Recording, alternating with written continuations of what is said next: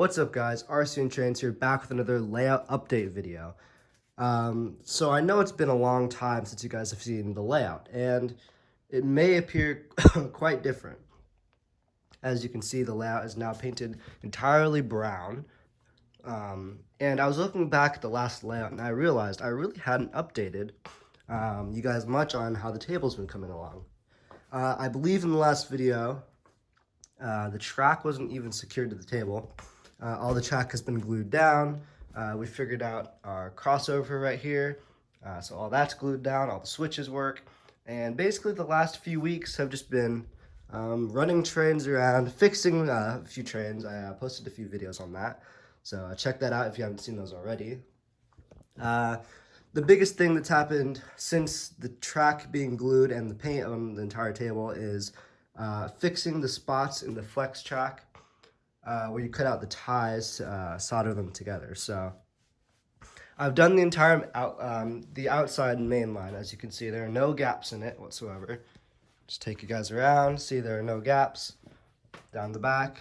So yeah, basically I fixed all the gaps, and I'm going to be making a separate video, but I'll also walk you through that in this video. So what you're going to want to do is you're going to want to collect all the little sections of ties that you've cut out. So this is what they look like after you snip them out with your rail snips. So I'm going to show you how you make some good false ties, and what you're going to want to do, you're going to want to get some sort of, this is the way I've done it. I've found a clamp, a piece of wood, and then you have your ties in there. You're just going to grab a file, and you're going to file down the little tabs on the ties. And what those little tabs look like, I'll show you. There's the little pieces that stick up and that go into the rail. So you just want to file those down until the tie is completely flat. So it's going to look like that. It's going to be pretty messy. You're going to want to vacuum or do this somewhere where it doesn't really matter. But I will be vacuuming after that. So for the convenience of this video, I have done the other side already. But when you're doing it, you're going to flip it over and do both sides. So now you have this completely flat two-section of ties. And what you're going to want to do, you're going to grab your rail snips or something that can take off the little black tabs. Snip here, snip, and snip. So now you have two pieces of plastic basically that just look like this. And what you're going to do with these, you're going to come over to a section where you have a gap. You're just going to take your tie and slide it under. Sometimes it takes a little finesse. Other ones are a little loose. We haven't started securing these down yet with any adhesives or anything like that, but that will probably end up happening because these are a little loose, and I think they'll get affected by the vibrations of trains. So there we go, there's one, and you can just move it around with your finger or pliers, but there you go. This is a little stubborn.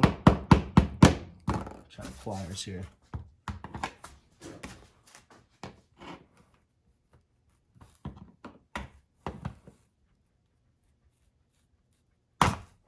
Alright, so that one's being a little stubborn, but you guys get the gist of it with this one. This one we'll probably have to just do it from the other side. That's something I like to do. If it doesn't go in easily from one side, just put it in, hammer it a little bit just to get the glue broken a little bit, and then it just slides under pretty easily. But you get the gist of it with this one. I'll show you a section where I have done it. Here, these, right here, these like 5, you can do it. I've done it in that section before. It just looked like that. You can make them look a little better than I have in this section, but just from a glance, I mean, you won't even be able to tell. It's all going to get ballasted, obviously, so it doesn't matter if they're super pretty. I guess if you care, if you're not ballasting, that would be something you'd probably want to look into doing, is getting a smaller file and just doing it a little more gently. But for my uses, this works perfectly. So I guess the next thing I'll be doing on the layout is we're going to be cutting some foam to start building up some mountains in the middle, and I guess start building up the yard. It's crazy how quickly this is coming around, this whole layout thing. I honestly wasn't expecting this to be coming along so quickly, to the point where we can actually run trains just viably around whenever we want. We don't have to set anything up, which is pretty cool. So I think that'll be it for this layout update, guys. I hope you guys enjoyed seeing this layout come along. There'll definitely be more layout updates in the future. Thank you guys for watching, and I'll see you guys in the next video.